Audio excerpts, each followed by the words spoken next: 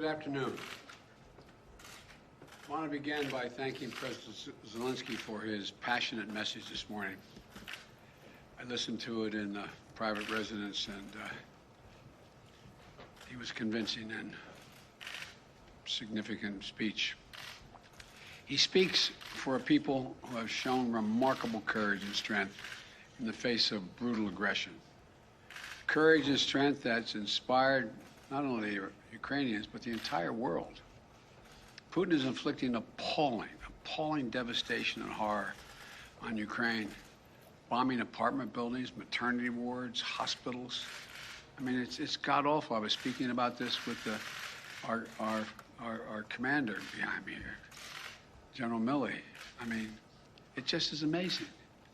Yesterday, we saw reports that Russian forces were holding hundreds of doctors and patients hostage in the largest hospital in Mariupol. These are atrocities. They're an outrage to the world. And the world is united in our support for Ukraine and our determination to make Putin pay a very heavy price. America is leading this effort, together with our allies and partners, providing enormous levels of security and humanitarian assistance that we're adding to today, and we're going to continue to do more in the days and weeks ahead. We're crippling Putin's economy with punishing sanctions that's going to only grow more painful over time, with the entire NATO and EU behind us and many other countries.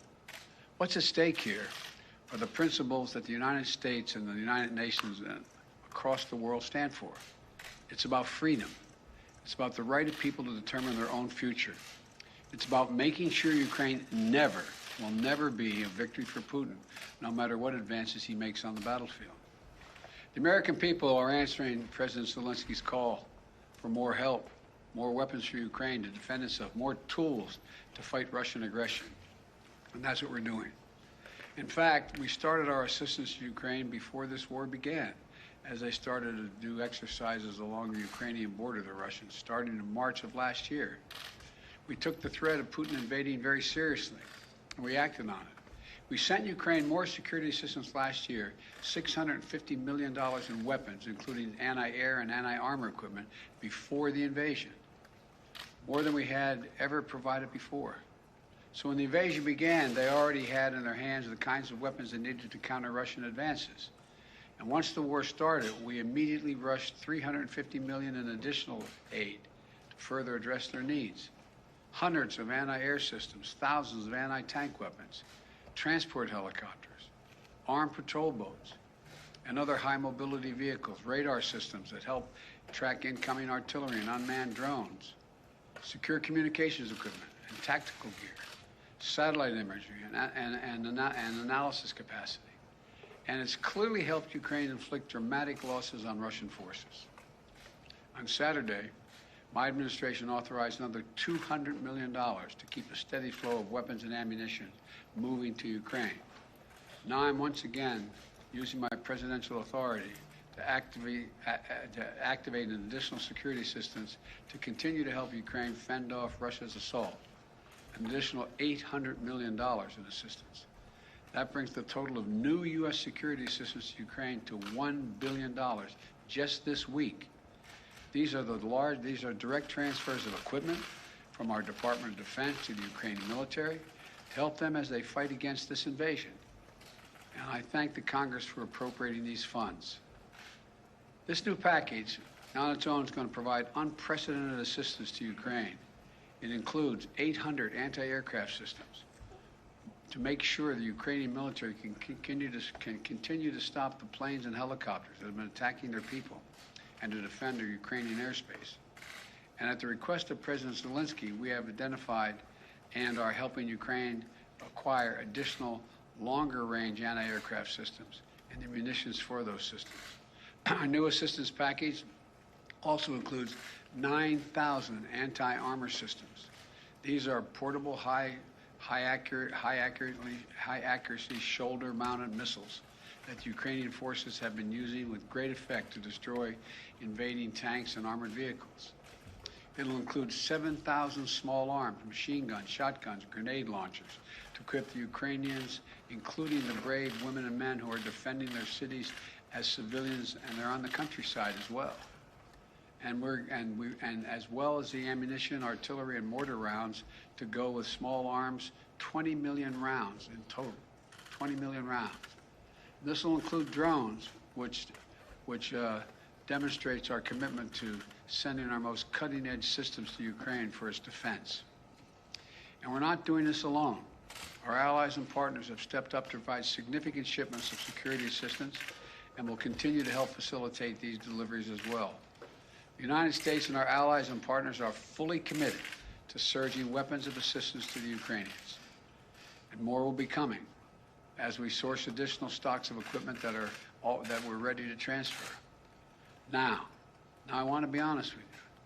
This could be a long and difficult battle, but the American people will be steadfast in our support of the people of Ukraine in the face of Putin's immoral, unethical attacks on civilian populations.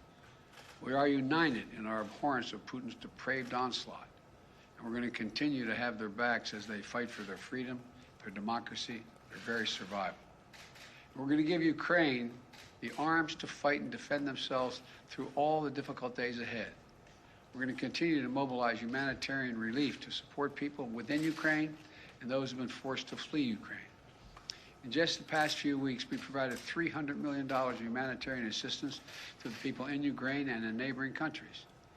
Tens of thousands of tons of food, water, medicine, and other basic supplies to support the people in need. Our experts on the ground in Poland and Moldova and other neighboring countries are there to make real-time assessments of the rapidly evolving crisis to get urgently needed humanitarian supplies to the people in need when they need it. And we will support Ukraine's economy with direct financial assistance as well. And together with our allies and partners, we will keep up the pressure on Putin's crumbling economy, isolating him on the global stage. That's our goal. Make Putin pay the price, weaken his position, while strengthening the hand of the Ukrainians on the battlefield and at the negotiating table.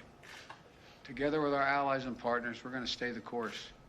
And we'll do everything we can to push for and end this tragic, unnecessary war. This is a struggle that pits the appetites of an autocrat against humankind's desire to be free. And let there be no doubt, no uncertainty, no question. America stands with the forces of freedom. We always have and we always will. I thank you all and God bless you, and I'm going to walk over and sign this bill to allow the drawdown of those materials.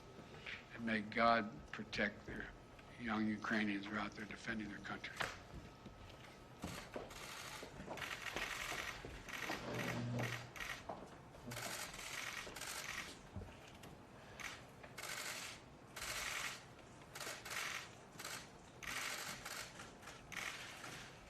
What I'm signing here is delegation authority under Section 506A1 of the Foreign Assistance Act of 1961, translated into plain English, a total of $800 million in defense arms.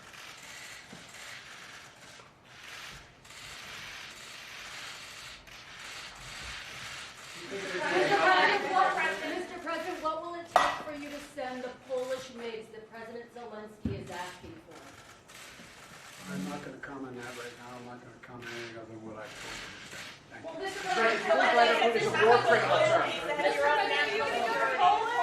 President, quickly, you did just say that Putin is going after maternity wards, hospitals. Are you ready to call him a war criminal? Okay, folks that need to preset, we need to take you now. Let's go, guys. We have to move quickly for the next event.